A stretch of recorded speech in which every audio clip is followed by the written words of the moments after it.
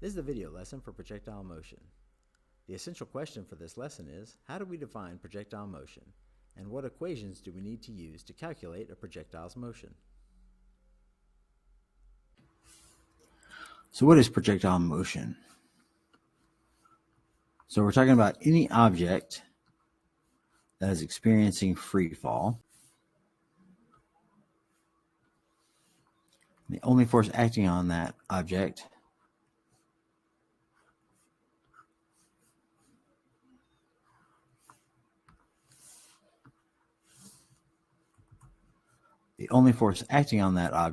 is gravity.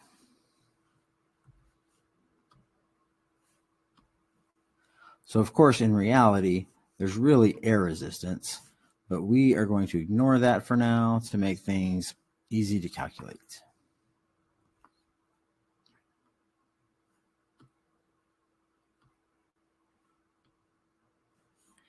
So the object may be moving horizontally also. So we've got an object that's in free fall, but it might be moving horizontally. So you can see here with these diagrams, we've got an object that's moving horizontally, as well as it's taking this up and down path. So it's in free fall after it's launched horizontally. So an object that is experiencing projectile motion is called a projectile. Okay, so here I have a diagram of two different projectiles. So we've got this projectile starting here, and we've got two paths that it's going to take. It's going to fall directly down off the side of the cliff, and so it's making this fall, so it's accelerating. It's accelerated by g. So g is equal to, in projectile motion, we always say it's negative 9.8 meters per second squared. So it's falling at that rate, but it doesn't have any horizontal motion. So here is another trajectory where the ball has horizontal velocity. So it's moving to the right at a constant speed. So the difference in distance between each of these points is the same. This distance, this distance, this distance, and this distance is the same. But notice also that for a horizontally launched projectile, the distance, the vertical distance that the projectile moves is the same each time.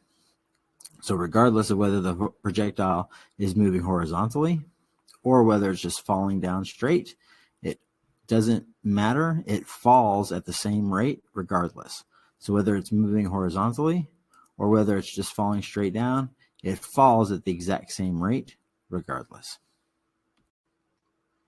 Okay, so let's look at projectile motion equations. So in projectile motion, and any motion in 2 or 3 dimensions, we consider the dimensions to be independent of each other. So the x and y axes are considered to be independent of each other. What happens in the x-axis does not affect what happens in the y-axis, and vice versa. So if we look at the constant velocity equation in the x direction, because there's no acceleration for a projectile in the x direction, the only acceleration on a projectile is g, and that happens in the y direction. We have a constant velocity in the x direction. So we're pulling out our old constant velocity equation. So we have x equals x naught plus vxt. So we have our final position,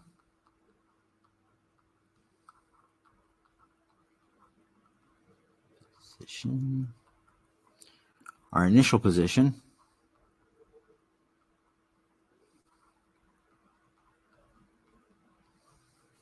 and then we have our horizontal velocity,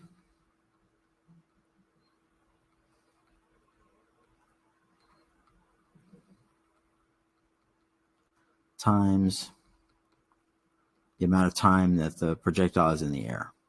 This determines how far the projectile travels horizontally. Then in the y direction, we have constant acceleration. So these are the kinematics equations. We have constant acceleration in the y direction because we have g, the force of, or the gravitational acceleration, which is 9.8 meters per second squared, or we can usually approximate to minus 10. This is always minus in projectile motion. So we're going to use our kinematics equations that we're familiar with only in the y direction. So notice we're using y here instead of x to figure out our acceleration in the y direction. All right, let's look at our problem-solving strategy for projectile motion. So remember, again, we're considering the x and y directions as being independent. So x and y directions are independent of each other.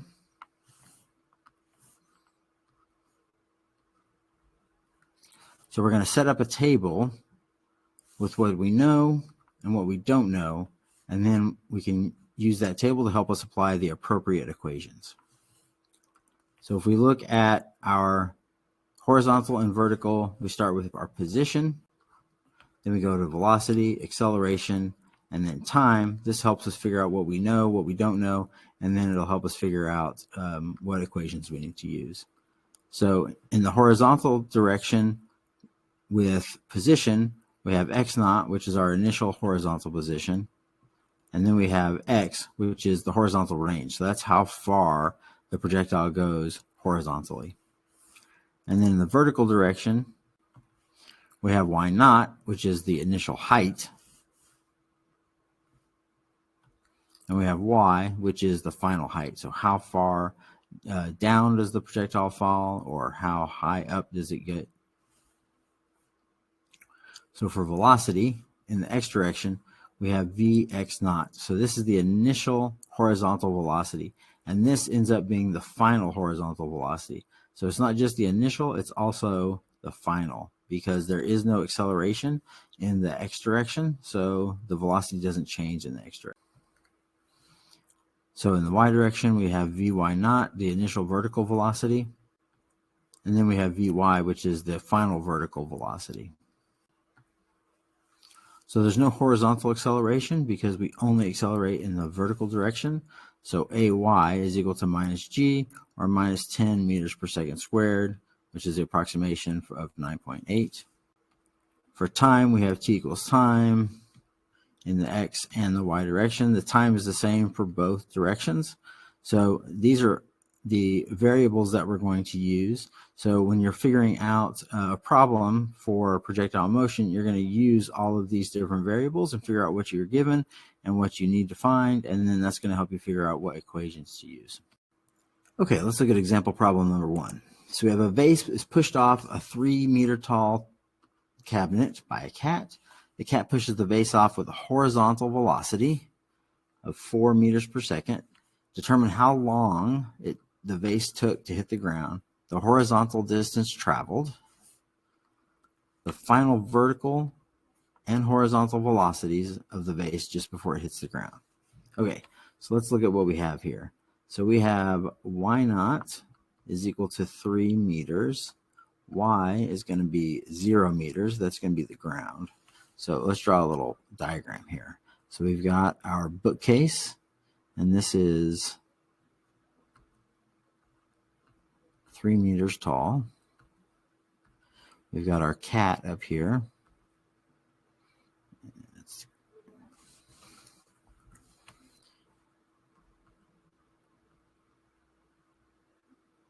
And it pushes this vase off.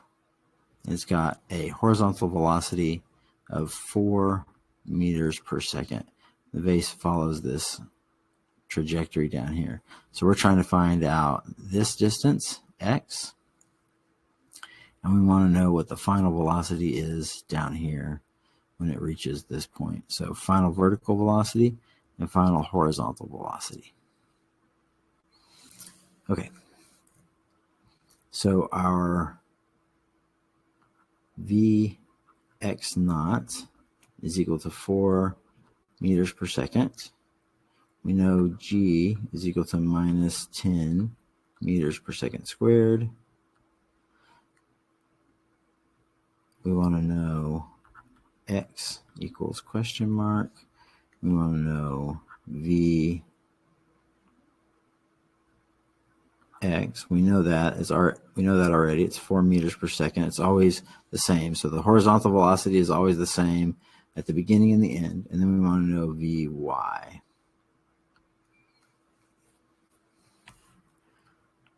Okay. So first thing we need to do, we need to figure out the time that it falls. Time question mark. Okay, so we can use y equals y naught plus Vy naught times t plus 1/2 at squared to figure out the time. So y is equal to 0, y naught is equal to 3 meters, Vy naught is equal to 0 because it has no vertical velocity.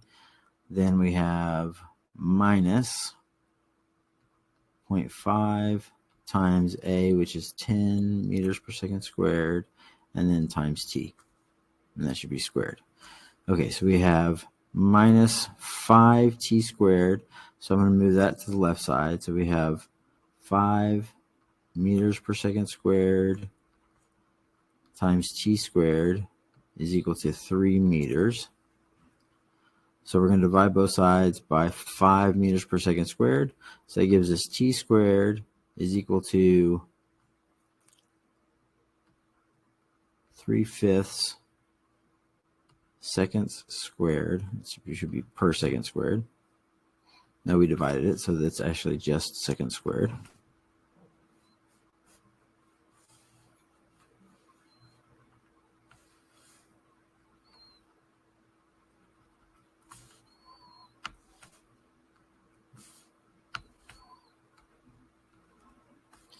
We take the square root of that, and we end up with t is equal to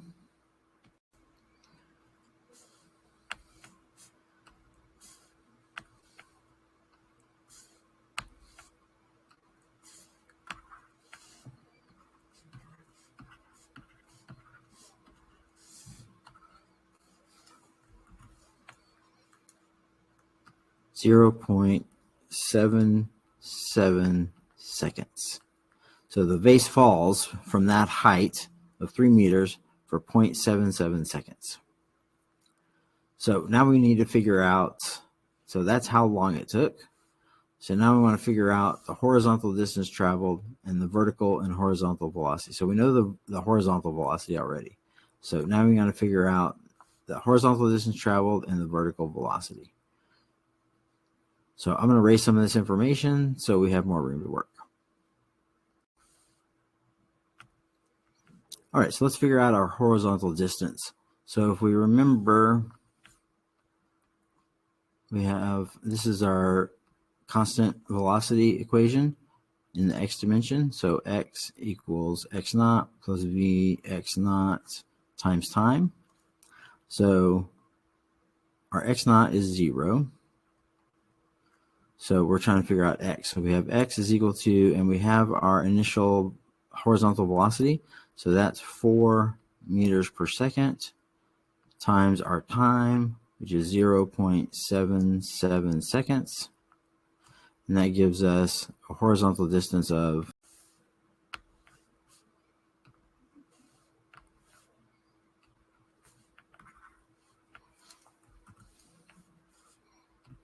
3.1 meters. So our horizontal distance is 3.1 meters.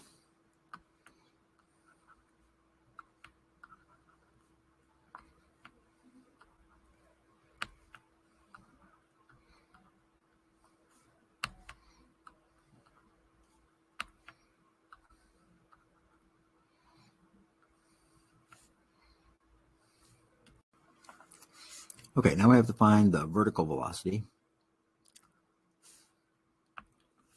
So Vy is equal to Vy naught plus At. So Vy is equal to, we have 0 initial velocity, or plus our acceleration, which is minus 10 meters per second squared, times our time of 0.77 seconds. So multiply that, and we end up with a vertical velocity of minus 7.7 meters per second.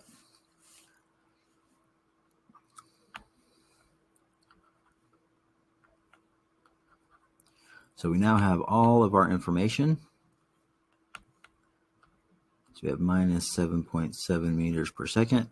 So the time was 0.77 seconds. The vertical velocity was minus 7.7 meters per second. The horizontal velocity was 4 meters per second. And it traveled a horizontal distance of 3.1 meters. Okay, example number 2. A B-17 is flying over Nazi Germany to bomb a fighter factory. It flies with a speed of 130 meters per second and a height of 7,000 meters. How far from the factory should the bombardier release his bombs to hit the factory? All right, so I'm going to draw a little diagram here. So we've got our bomber.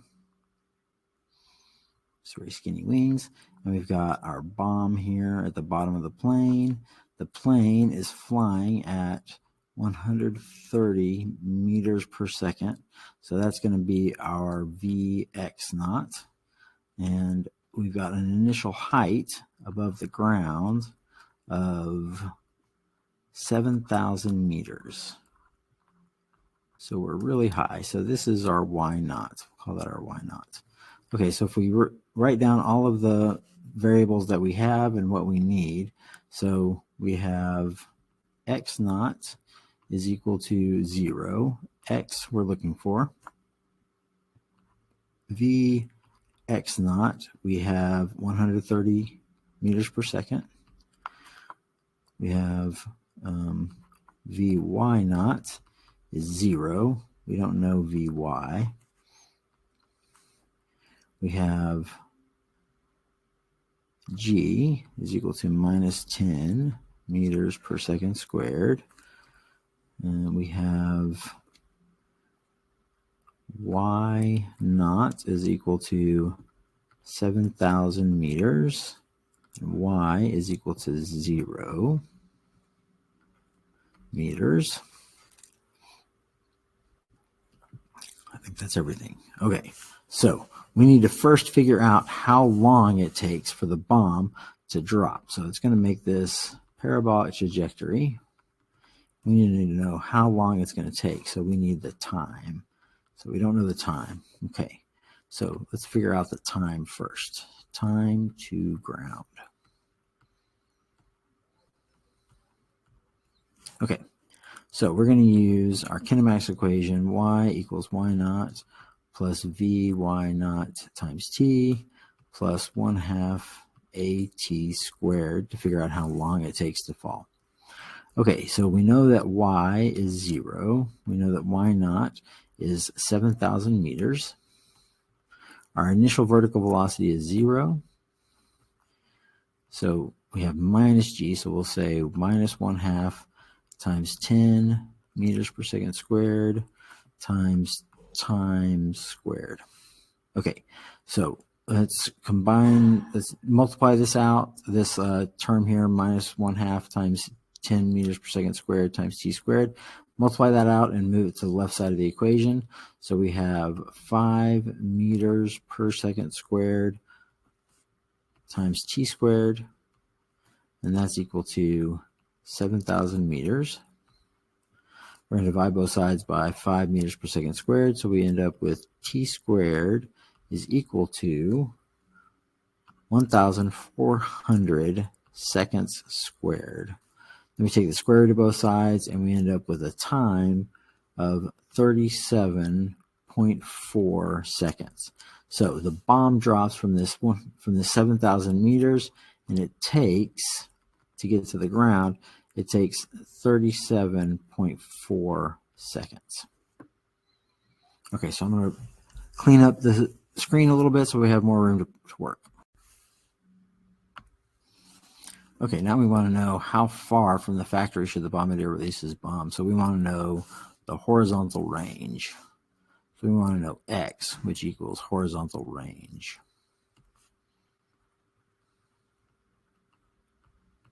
So that's this distance here. So the distance from where the bomb gets dropped to where it lands. So we'll call this x.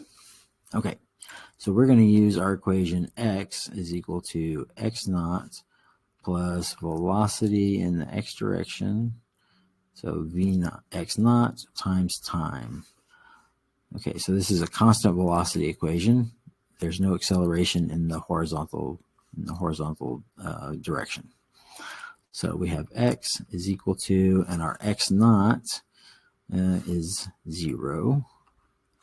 Plus we have our x velocity is 130 meters per second. So this doesn't change. There's no acceleration in the x direction, times our time of 37.4 seconds. So we multiply that out and we end up with a range of 4,864 meters, which we could change to kilometers to be 4.86 kilometers. So the bomber is going to have to the bombardier is going to release his bombs 4.86 kilometers away from the fighter factory for the bombs to hit there.